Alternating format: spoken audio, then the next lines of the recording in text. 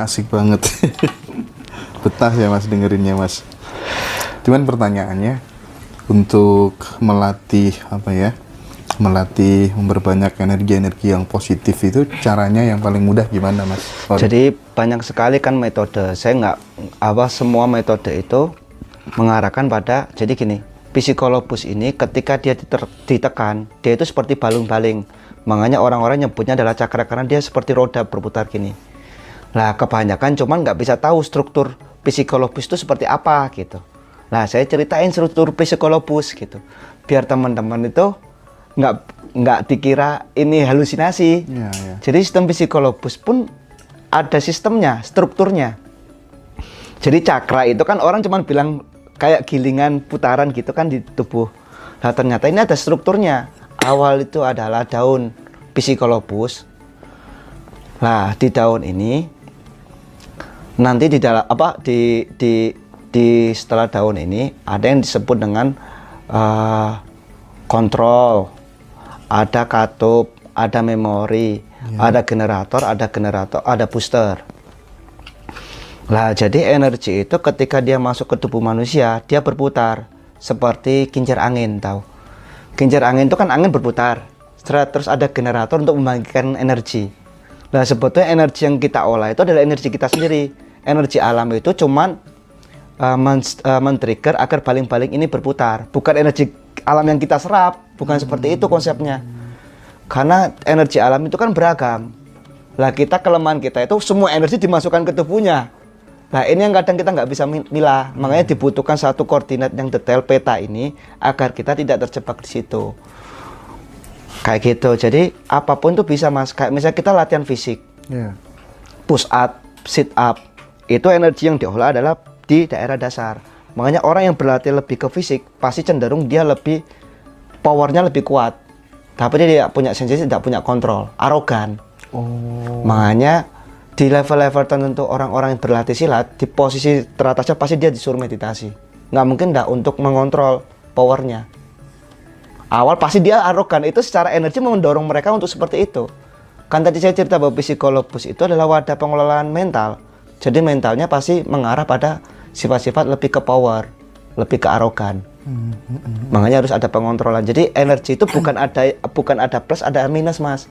Jadi energi itu bisa terbentuk ketika ada plus dan minus. Yang membedakan itu kasar atau halus. Frekuensinya semakin mudah dipertontonkan, dia akan semakin kasar. Lah energi di level yang lebih tinggi untuk meditasi itu dibutuhkan energi yang lebih halus, bukan energi yang kasar. Nggak mungkin bisa energi kasar masuk ke level yang lebih halus.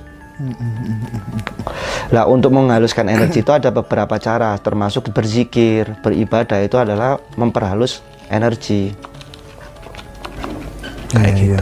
Nah, yang menarik sebenarnya gini, ketika orang bermeditasi, awalnya memang dia tidak memikirkan apa-apa. Tapi kita tidak tahu selama aktivitas sehari-hari dia yang sering dia pikirkan kecenderungannya apa gitu ya. Iya, mempengaruhi. Nah, saya meyakininya juga begitu berdasarkan memori dari pikiran-pikiran selama sehari-hari itu. Dia melihat yang dilihat bencana, yang dia lihat penampakan sosok misalnya Patih Gajah Mada, sosok Semar dan lain sebagainya. Nah itulah yang kemudian orang bilang mengatakan halusinasi dan lain. Gimana itu? Ya, ilusi. Ilusi. Jadi ya memang seperti itu. Makanya di meditasi itu dikuatin awal. Makanya kalau saya sendiri ini cara saya ya, mudah-mudahan bisa membantu teman-teman. Jadi ketika meditasi tujuan awalnya itu harus tetap dijaga. Meditasi itu fungsinya adalah mentransformasi kesadaran untuk mendekatkan diri. Jadi ketika di awal, ketika orang meditasi, pegang aja bahwa tujuan saya hanya semata-mata karenamu dan hanya untukmu. Udah. Lah kalau kita udah berpikiran untuk yang kesaktian dan sebagainya, kita akan terjebak di situ. Lah, fenomena-fenomena seperti itu sebetulnya yang mempengaruhi kita untuk bertransformasi yang lebih tinggi. Misalnya gini, saya berjalan dari Malang, saya mau ke Tuban. Tujuan ketika kita berjalan ini adalah ke Tuban. Sama kayak kita meditasi, tujuan meditasi kita adalah mendekatkan diri ke pencipta kita. Nah di level perjalanan ini ketika saya lewat Surabaya kan ada Alfamart tuh, ada Indomaret. Nah terkadang kita terlena, enak deh ini ke Indomaret dulu atau ke Alfamart dulu, ngopi, ngerokok, akhirnya lupa ke tujuannya. Terjebaklah orang-orang di sini. Padahal di tujuan akhir itu lengkap semuanya ada. Seharusnya udah langsung ke sini gitu.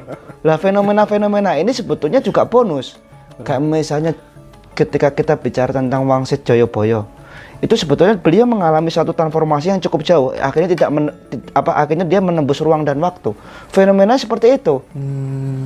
Kalau nanti suatu saat teman-teman ngalamin itu, memang fenomenanya seperti itu. Jadi dari awal sampai akhir itu kelihatan. Lah cuman waktu itu Joyoboyo bocor, akhirnya tertulis, harusnya nggak usah ditulis, kan kejutan harusnya. Gitu ya. Cuman hebatnya beliau pakai bahasa simbolik. Iya. Gitu. Jadi kalau misalnya transformasi sampai ke sini pun, dunia itu ya seperti apa namanya? Kita akan menyadari bahwa alam semesta itu adalah bagian dari makro, dari alam mikro yang ada dalam diri kita. Jadi ada konektivitas. Jadi ketika kita mengakses alam makro, sebetulnya kembalinya adalah mengakses alam mikro. Jadi kita akan memahami bahwa seluruh alam semesta ini ada pada dalam diri saya. Termasuk di dalam diri saya ada alam semesta gitu. Nah itu kebanyakan kita terjebak pada statement awal, yaitu statement yang sering kita dengar bahwa manunggaling kawula Gusti pun mengalami degradasi yang cukup jauh pemaknaannya, yang menganggap bahwa saya adalah Tuhan. Sebetulnya bukan itu. Artinya waktu di posisi itu ya memang kita di take over. Artinya apa ya? Di take over itu kayak digerakkan. Cuman posisi kesadaran fisiknya kadang naik kadang turun. Makanya posisi itu yang seharusnya kita butuh membimbing, butuh guru, butuh guidance. Kalau nggak ada guru kita akan kesulitan karena beliau yang lebih tahu jalur itu. Makanya dibutuhkanlah mursyid. Oke. Gitu. Kalau nggak gitu kita akan terjebak di dunia itu. Akhirnya kan ada yang mengalami jadab, fana. Itu sebetulnya nggak salah mereka. Memang fenomenanya seperti itu. Jadi bayangin ya, saya sendiri ngerasain di sini gitu. Tiba-tiba saya melihat cahaya saya itu disampaikan. Pusing kan itu saya. Terus saya bisa ngerasain sampean gitu. Itu kan kalau saya ceritakan kayak gini kan orang nggak akan percaya karena fenomenanya pasti seperti itu. Dan itulah saya sangat meyakini bahwa kita adalah satu kesatuan yang utuh dari Nur Muhammad. Itu nggak bisa saya tolak. Bener. Atau bahasa fisika kuantum, kita adalah satu kesatuan yang utuh dari probabilitas gelombang tanpa adanya blok materi. Lah ketika kita memahami itu, masa kita mau tega menyakitin orang lain? Kan sama aja menyakitin diri kita sendiri. Sama satu jiwa kan ya? Iya, menyakitin diri kita sendiri. Benar. Lah kebijakan klasik Jawa itu udah sampai ke situ. Nah, makanya saya sangat sedih ya ketika melihat ekspresi-ekspresi saat ini itu malah mendanggalkan keilmuan Jawa itu sendiri.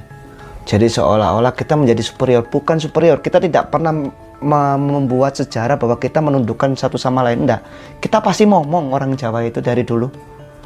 Makanya kekuatan yang paling kuat di luhur kita itu adalah bagaimana kita saling mencintai dan menyayangi, menghormati. Itu yang utama, bukan mengalahkan. Jadi kalau misalnya kita tarik garis lurus, kalau di Jawa itu disebutnya kejawen, kalau di Sunda disebut Sunda Wiwitan, itu sebetulnya pengalamannya sama. Cuman karena lokasinya berbeda, dengan cara yang berbeda, seolah-olah tampilannya berbeda, padahal makna esensinya sama. Gitu. Iya. Jadi sebetulnya kita dulu adalah suatu. Jadi saya malah cerita lebih ke ini ya, peradaban. Ntar aja dah kalau diundang lagi. Oke, Mas. Saya ingin coba geser sedikit ke fenomena yang dialami oleh teman-teman kita yang katanya indigo gitu ya. Beberapa kali misalnya menyebutkan nanti bakal terjadi seperti ini gitu. Terbukti jadi kenyataan. Tapi lama-kelamaan tuh banyak di antara mereka yang dipermalukan oleh dirinya sendiri. Iya, benar. Kenapa kok bisa begitu? Iya kan, makanya waktu saya mengakses rambatan jejak morfogenesis, ternyata jejak morfogenesis ini jejak masa depan ya, apa ya sebetulnya blueprint ya. Oke. Lah itu ternyata kewaskitaan seseorang yang paling canggih itu cuma 80% tingkat akurasinya. paling canggih ya, itu pun harus didukung dengan 3 kapasitator. Makanya saya tidak pernah bermain di wilayah itu, karena kemungkinan sangat kecil kebenarannya. Makanya di fisika juga sendiri mengamatin bahwa ketika materi itu sering diamati, maka dia akan bergerak. Nah itulah makanya kita menyebutnya lah kemungkinan-kemungkinan, bukan kepastian. Kita ini berada pada skala human scale ya. Human scale itu skala ketidakpastian. Itu saya dapat dari Profesor Sutiman. Iya. Jadi kita berada di alam ketidakpastian. Yang kita harus membawa alam kepastian ke alam ketidakpastian gitu. Makanya jangan berharap besar pada dunia ini gitu. Oh. Gitu. Nah, teman-teman indigo itu terjebak pada visual-visual seperti itu, akhirnya menjadi tendensi menjadi hijab mereka untuk mengakses yang lebih dalam. Padahal kewaskitan itu sebetulnya bukan untuk itu, untuk memahami suatu hal, kejadian. Karena realita itu terus membungkus, saling membungkus. Realita itu kan ada pembungkus-pembungkus ini. Semakin dalam kita melihat realita dengan bungkusan lebih dalam, kita akan tahu maknanya. Lah inilah kunci bagaimana kita memahami simbol-simbol leluhur kita. Makanya orang luar mau memboikot atau mengambil harta-harta kita pun mereka nggak akan bisa mengakses karena dia tidak punya jejak itu. Nah kita yang seharusnya bisa membahasakan itu, tapi jangan didangkalkan gitu. Iya. Nah jadi maka dari situlah seharusnya mungkin teman-teman mulai mengakses lebih dalam lagi bahwa realita itu saling membungkus. Bahwa apa yang kita lihat visual itu sebetulnya belum tentu kemungkinan itu akan terjadi karena banyak faktor-faktor tertentu. Kan ada itu yang menyebutkan bahwa 99,99% alam semesta ini adalah ruang hampa. Jadi sebetulnya kita ini tidak pernah ada.